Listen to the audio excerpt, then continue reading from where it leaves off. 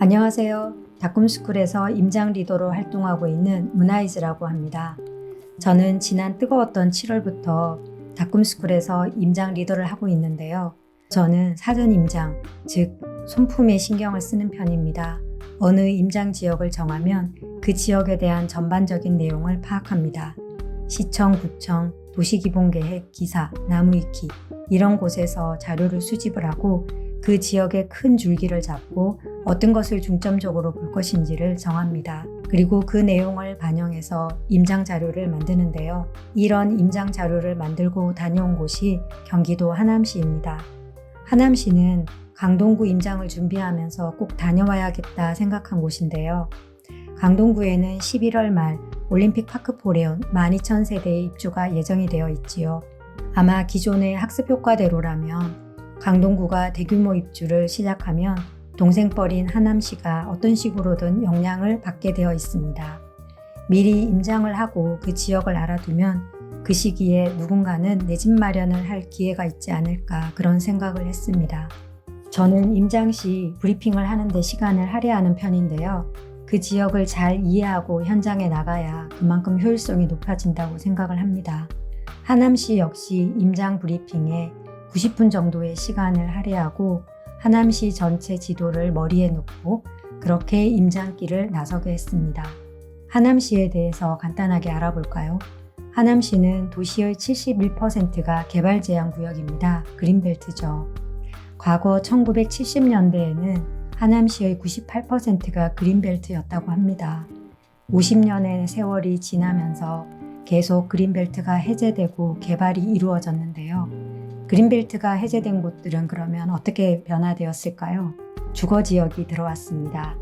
서울의 끝자락, 강동구 옆의 작은 도시였던 하남시는 서울의 인구가 늘고 집이 모자라면서 서울의 대체지역으로 인정을 받은 셈입니다.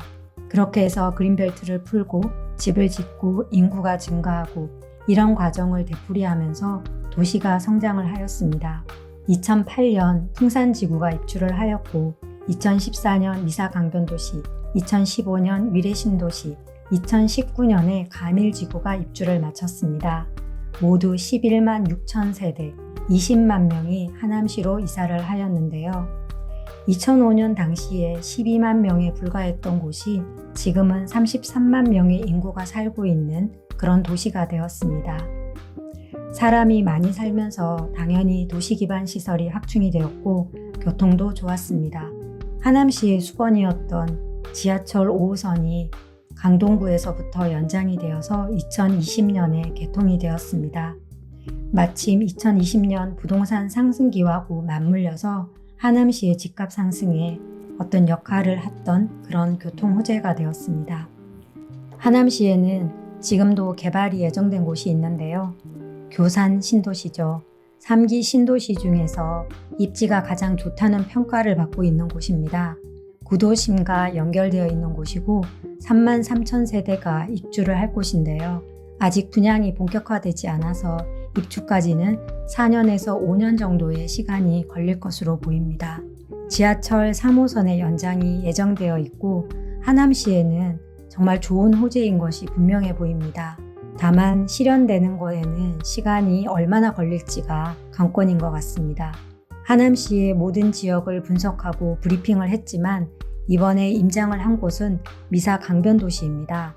하남시가 결코 작지 않아서 임장 지역을 미사 강변도시로 국한을 했는데요. 교산 신도시가 예정이 되어 있고 신도시에 버금가는 지역을 임장해 보는 것이 의미가 있다 여겨졌습니다.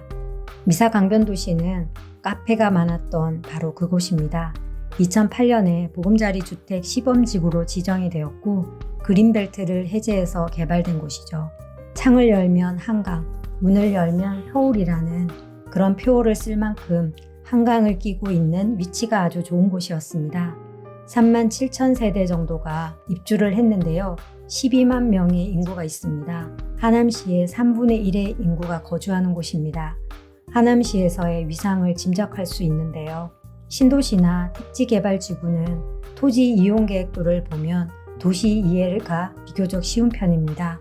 어느 곳이 상업지역이고 공동주택이 있고 관공서가 있고 일자리가 있고 이런 것들을 파악하기가 수월한 편입니다.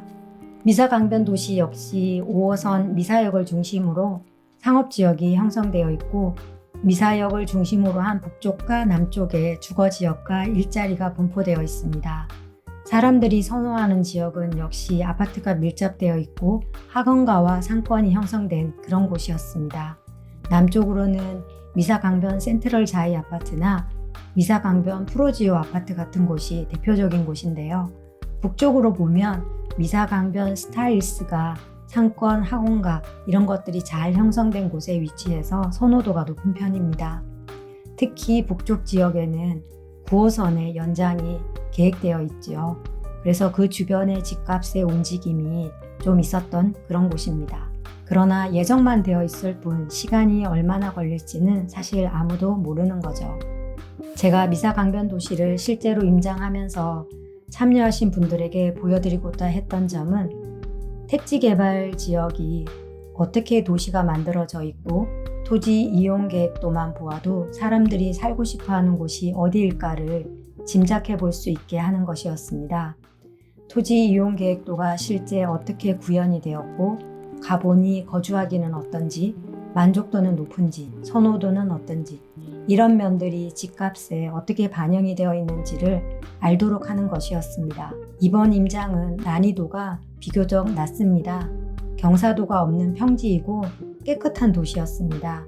도시가 짜임새 있게 갖춰져 있고 주변 환경이 쾌적한 눈이 즐거운 그런 임장이었습니다. 참여하신 분들도 깨끗한 도시 속에서 계획대로 조성된 도시의 실제 모습을 보게 되어 공부가 많이 되었다고 그런 의견을 주셨습니다.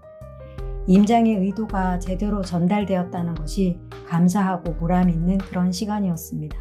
뜨거운 여름에 시작했던 임장이 계절을 바꾸어 가을에 접어들었습니다.